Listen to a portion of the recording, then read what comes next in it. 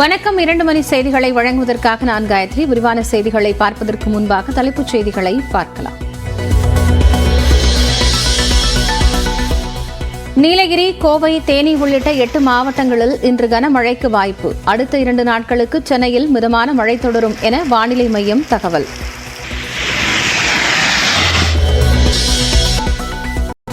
தமிழ்நாட்டில் 4 நாட்களுக்கு கனமழை பெய்ய வாய்ப்பு. நீலகிரி, கோவையில் 3 நாட்கள் கனமழை தொடரும் என மையம் திருவையாறு மற்றும் திருவாரூர் மாவட்டம் நன்னிலத்தில் கனமழை. நாகப்பட்டினம், நாகூர் பகுதியிலும் மழையால் தணிந்து.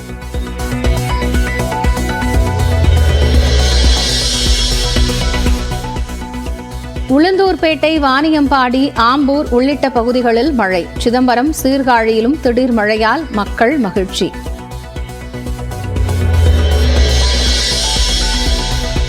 திருவண்ணாமலை மாவட்டம் போளூர், ஜவ்வாது மலை பகுதிகளில் மழை. மஞ்சளாற்றில் வெள்ளப்பெருக்கால் மக்கள் மகிழ்ச்சி.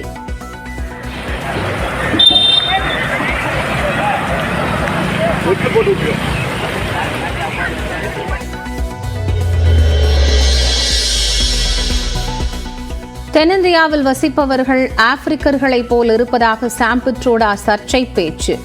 கிழக்கு பகுதியில் வசிப்பவர்கள் சீனர்களைப் போன்று இருப்பதாகவும் கருத்து.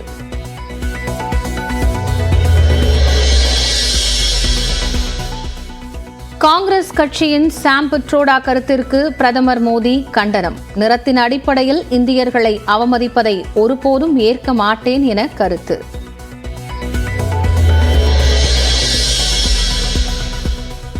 கிருஷ்ணகிரி மாவட்டம் தேன்கனிக்கோட்டை அருகே மழையால் பைக் மீது மரம் சாய்ந்ததில் ஒருவர் உயிரிழப்பு.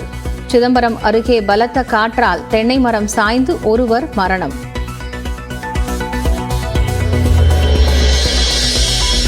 காங்கிரஸ் மாவட்ட தலைவர் ஜெயக்குமாரின் எலும்புகள் DNA பரிசோதனைக்காக மதுரைக்கு அனுப்பி வைப்பு. அறிக்கை வந்தவுடன் மகன் மற்றும் மனைவியின் DNAவை ஒப்பிட்டு அடையாளம் காண முடிவு.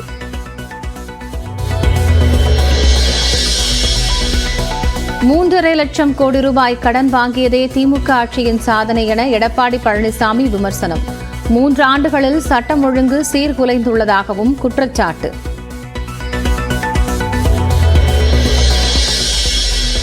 காவல்துறைக்கு தெரியாமல் எப்படி கஞ்சா விற்பனை செய்ய முடியும் என உயர்நீதிமன்ற மதுரை கிளை கேள்வி.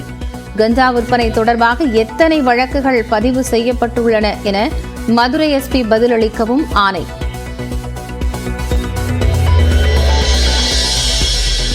சென்னையிலிருந்து பேருந்து மேற்கூரை மீது ஏறி தகராறு செய்த கல்லூரி மாணவர்கள் மீது வழக்கு. பொதுமக்களுக்கு இடையூறு ஏற்படுத்திய பிரிவில் வழக்கு பதிவு செய்த காவலர்கள்.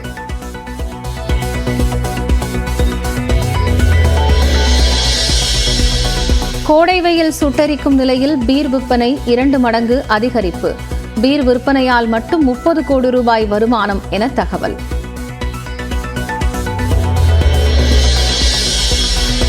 ஆம்பூர் அருகே கோழிப்பண்ணையில் மின்கசிவால் தீ விபத்து. 5000த்திற்கும் மேற்பட்ட கோழிகள் உயிரிழப்பு.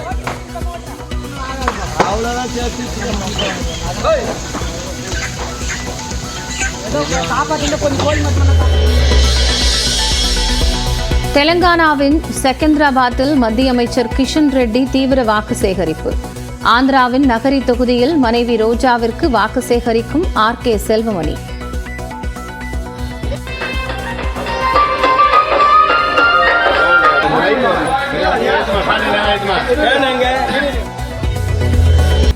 கோயம்புத்தூர், திருப்பூர், திண்டுக்கல், தேனி, விருதுநகர் உட்பட 8 மாவட்டங்களில் இன்று கனமழை பெய்ய வாய்ப்புள்ளதாக வானிலை ஆய்வு மையம் தெரிவித்துள்ளது. தமிழக பகுதிகளின் மேல் வளிமண்டல கீழடுக்கு சுழற்சி நிலவுவதாக வானிலை ஆய்வு மையம் தெரிவித்துள்ளது.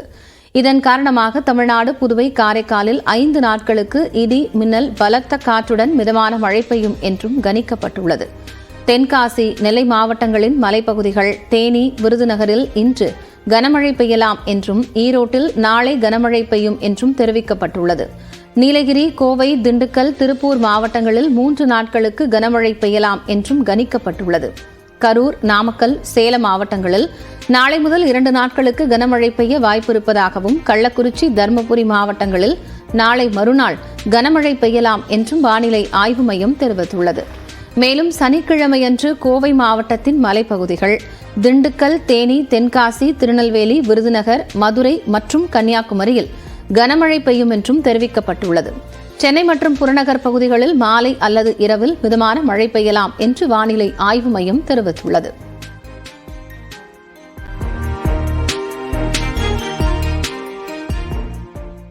தமிழ்நாட்டில் அதிகபட்ச வெப்பநிலை 2 டிகிரி செல்சியஸ் வரை படிப்படியாக குறையக்கூடும் என்று வானிலை ஆய்வு மையம் தெரிவித்துள்ளது.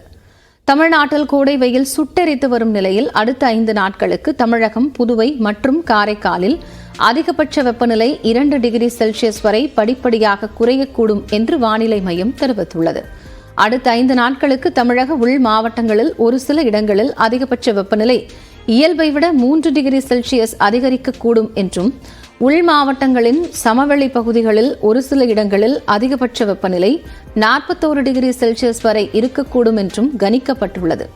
சென்னையில் அதிகபட்சமாக வெப்பநிலை 97 டிகிரி ஃபாரன்ஹீட் அளவில் இருக்கும் என்றும் வானிலை ஆய்வு மையம் தெரிவித்துள்ளது.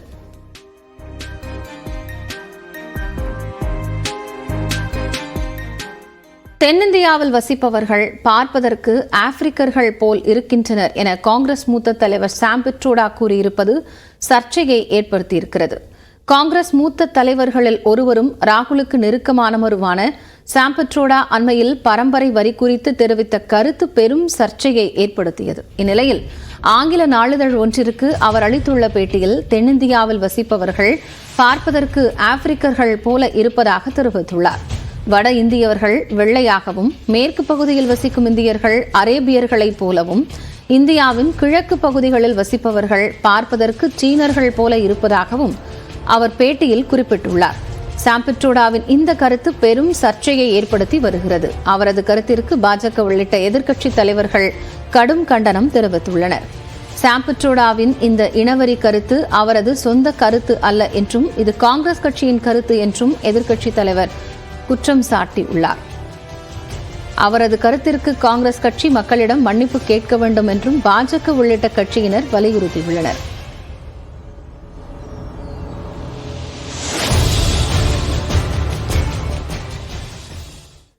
தமிழ்நாட்டில் போதைப்பொருள் கலாச்சாரத்தை தடுக்க அரசு உரிய நடவடிக்கை எடுக்கவில்லை என்று பாஜக எம்எல்ஏ வானதி சீனிவாசன் குற்றம் சாட்டியுள்ளார். கோவையில் செய்தியாளர்களை சந்தித்த போது அவரது அலுவலகத்திலேயே காலி மதுபாட்டில் இருப்பதை சிலர் சுட்டிக்காட்டிய நிலையில் அதை கண்டு அதிர்ச்சியடைந்தார். தமிழ்நாட்டை போதை மாநிலமா மாத்திட்டு இருக்காங்க. சட்டம் ஒழுங்கு படுமோசமா போயிட்டு இருக்கு. அதுக்கப்புறம் எந்த முக்கியமான பிரச்சனையோ, குடிநீரோ, மாநகராட்சியில குப்பை எடுக்க மாட்டேங்கிறாங்க. பாருங்க, இந்த மாதிரி எதெல்லாம் மக்களுக்கு அன்றாட பிரச்சனைகளை இதை பத்தி கவனம் கொடுக்கல. எங்க ஆபீஸ்குள்ளேயேவா